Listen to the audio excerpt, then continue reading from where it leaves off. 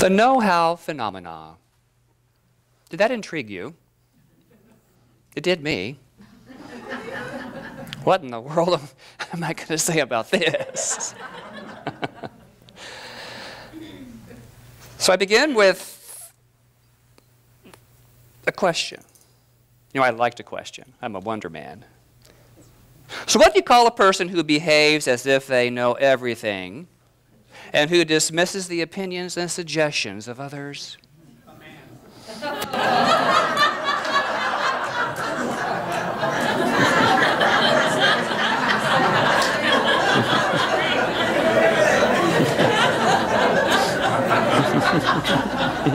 Sorry, Michael. My shill. Thank you.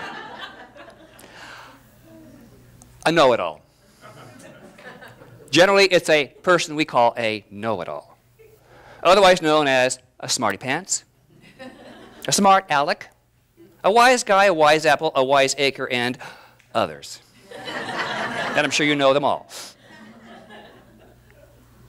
Well, I, for one, do not know it all. Nor do I know how it all happens. As a student of this teaching, the science of mind, here is what I do know with absolute certainty. There is a spiritual principle that knows. Knows what, you might ask? What does it know? It knows how. It knows how. Today's lesson, the know-how phenomena, will attempt to highlight several ways to allow Spirit, this phenomena of knowing how, to support us. I begin with the word phenomena, which is an exceptional, unusual person, thing, or occurrence. Example, Allison. Phenomena. Well, the know-how phenomena, spiritually to me, is the intelligence of God, the divine knower, Spirit, demonstrating life. Life. And springtime is a grand time and delightful example with its fragrance and all of its beauty. I don't know how it does it. Do you? But it just does it. There is something, some phenomena, some spiritual how it does it going on here. And here it is. Here we are. Here you are. I don't know how, but I have faith in its perfection. Sometimes going through the process of getting to the perfection realized, I'm not so sure. It's a little bumpy sometimes. It's a little scary sometimes. A little uncertain sometimes. However, this week's affirmation supports the truth. The intelligence of Spirit is a supportive presence in my life. There is always a supportive presence in our life to have us get through the how it's going to happen for us. Not to us, for us. The Science of Mind textbook tells us one of the most difficult problems to realize is that when we are dealing with the law of mind, we are dealing with an absolutely impersonal thing. Impersonal. See, we get personal about it. We want to jump right in and fix it, make it happen our way, don't we? I still do that sometimes. I go, hey, stop it. But what I know is it knows how to create without knowing what it creates. Do you think each bloom knew exactly when it would bloom? No. I couldn't figure that out. I wouldn't know exactly when this one was going to be this lovely, or you either. We as human humans in this life, we are being. We are being in this world of experience. And we want to believe we know the best way for life to unfold for us. Some believe there is some master plan that is laid out before us, that if we're good, we'll get a reward, right? I still hope for that. Others give ourselves over to what we call fate. Everyone ever said, oh, it's just my fate, my fate in life, which is defined as the inevitable and often adverse outcome, or a condition, or end, as in death. Well, it's because of their fate. It was their fate. The master plan and fate way of being, I believe, is giving in to the attitude, whatever, is giving up choice, whatever. Imagine telling a waiter, just bring me whatever you want. It arrives and you're upset and blame the waiter because you don't like the taste. What? You made no conscious choice and you're blaming out there. You're blaming the messenger coming to you. I set that up by choosing not to choose. You got that? We choose not to choose or be clear about our choice. Now, I've chosen off a menu, and I'd never choose that again. But I know that was my choice. I learned from that. I'm a student. Our life is the same way. Being upset at the current taste or situation isn't going to change anything. This teaching clarifies for us the law of mind is a blind force. And whatever goes into the subjective state of our thought tends to return again as some condition. In other words, the law of mind waiter takes the order and it arrives at some point through some avenue. It's called the know-how phenomenon. It knows how to provide. And sometimes the provision way is not our chosen way. But it always arrives.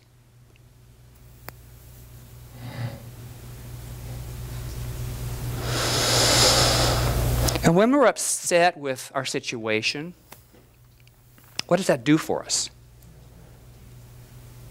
What can that do for us? It has the ability to cause us to do something different, doesn't it? Something different. And what is that something different? Change the way you see your experience.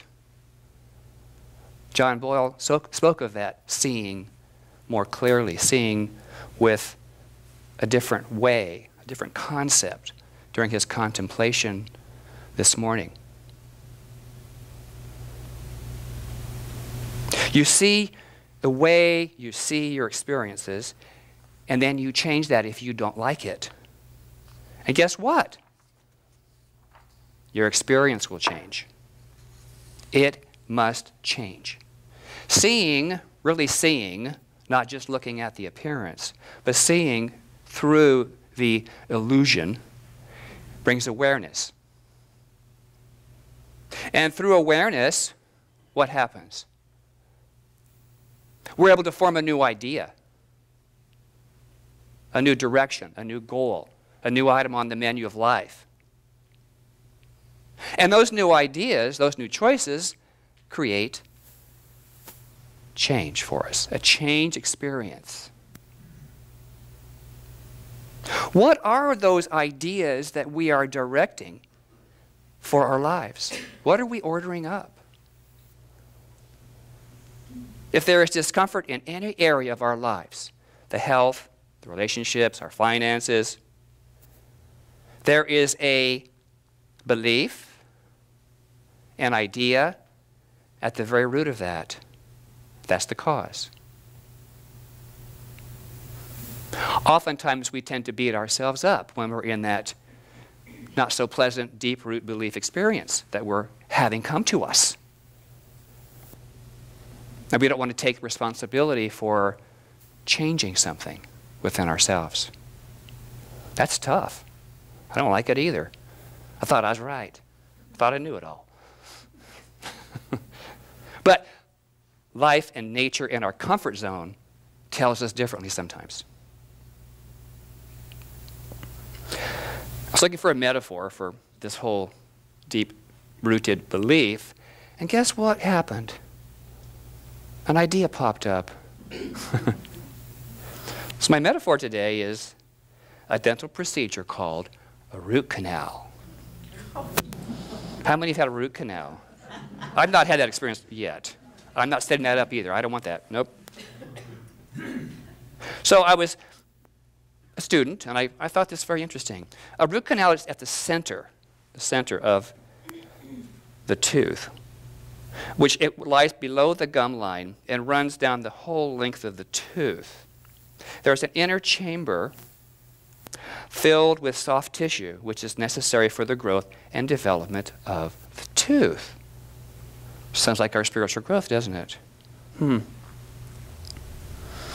A root canal becomes necessary when this soft tissue within the inner chamber dies because of trauma or decay. This inner chamber eventually becomes infected and inflamed, causing pain and discomfort. The tooth is drilled, and the clearing of the infection occurs, and then it's refilled. Why is this important?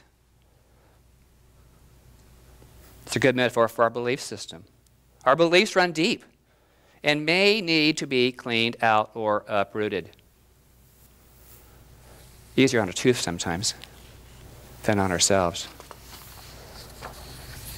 We all need from time to time a spiritual root canal to clean out that old, dying or dead belief that no longer serves us, and fill that with something new, some new ideas, and some new creative outlets maybe, which we offer a lot of that here. A lot of outlets offered here. Wow. Raymond Charles Barker, one of my favorite authors and metaphysicians, informs us in his book titled The Power of Decision. And it's in the category of the necessity of the new. And I quote this: "Static states are not conducive to happiness." Status quo, boring, dull. Static produces monotony and thus in turn creates boredom. And the latter was never intended for you. The infinite in its creative process is always exciting. To be a participant in the process of the infinite becoming variety in the plane of the finite is glorious. I'm going to repeat that. I love that. To be a participant in the process of the infinite becoming variety, here we are, in the plane of the finite is glorious. It is glorious. Old ideas, these are my words, old ideas will not create new conditions. Your greatest hunger is for new ideas. Do you know what ideas are directing your life through your consciousness? Good answer. True. Specifically, you can call them out. Come up with a few within your own mind right now. What are you setting into the know-how phenomena?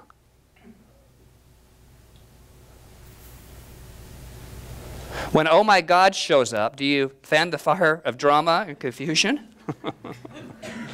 Or conflama? Telling and retelling, adding emotion to a situation creates more of that. You ever noticed? It's like squirting lighter fluid on a match. Poof! We don't do that. It's dangerous. It is dangerous in the outside. It's dangerous in our bodies. I have a friend who loves, she says she used to love drama.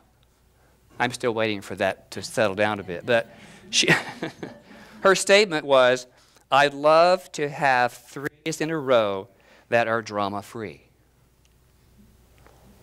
I guided her to state the kind of experience she wanted, not to add fuel to what she already was experiencing. Then she was able to say, I accept a peaceful and restorative and loving 3-day weekend. Guess what? She had that. She had intention. She had voiced her desire, her idea. Now she put action behind that. She bought 3 or 4 books so she wouldn't be tempted to go out and do drama or have it come to her. She stayed home in her nice little shell and just was restored. She created a new list of priorities, ones of joy. So what I know is, about all of that, the solution to any difficulty is as near as your next thought.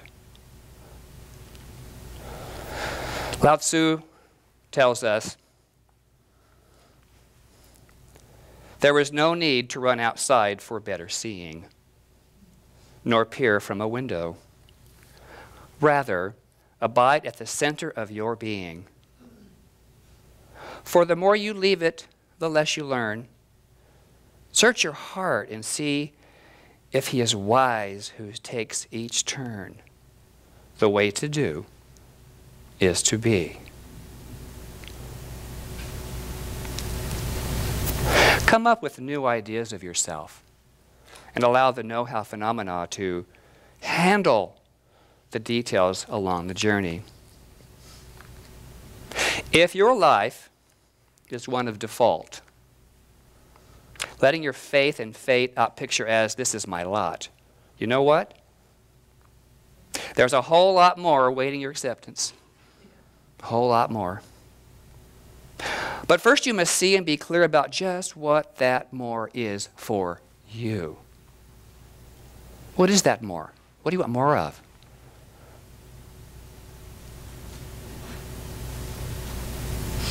Any ideas? Good. What do you want more of? Love. Love. Peace. Peace. Happiness. Harmony. Money. Money. It's all good. It's all God. Cannot give it. You cannot give love, money. You cannot give God. So bring it in. Let it flow. Give it out. What you want, give. That's the phenomenon. That's the how-to of infinite intelligence.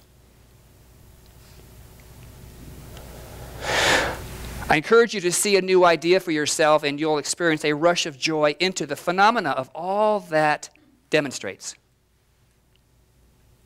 You'll experience a rush of joy into the phenomena of all that demonstrates.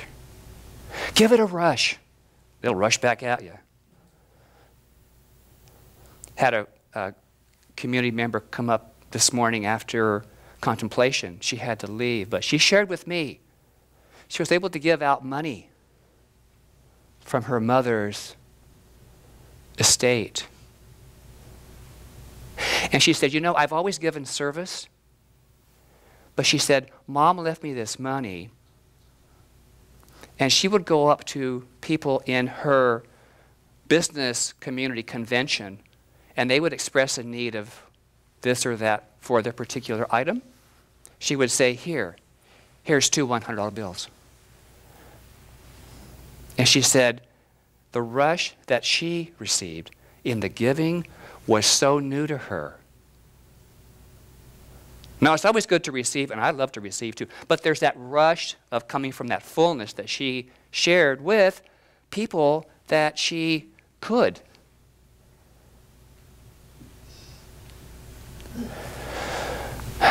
So be open to feel the rush. You don't need to know how. You don't need to know how. You are required to speak a greater truth for yourself, however. Keep tilling the soil of your spiritual nature, that nature that is you, and nurture it with words and feelings and desires of your heart. How many tell yourselves, I love me. I love what I do. I love my family. I love a special person. How many do that consciously? Or is it kind of a struggle? Yeah, I told you I loved you when I married you, and if that ever changed, I'll let you know. I mean, there's that. I hear that. I go, what? So, your bloom is waiting to germinate. Your bloom is waiting to germinate. Ram Dass tells us everything in your life is there for your transformation. Use it. Use it. So I conclude with today's affirmation in the Science of Mind magazine. And you all read that, right? Yes. And it is, my needs are always fulfilled. I recognize my unique expression. I see joy and abundance for everyone. That's giving love out. I see joy and abundance for everyone. Namaste, beloveds.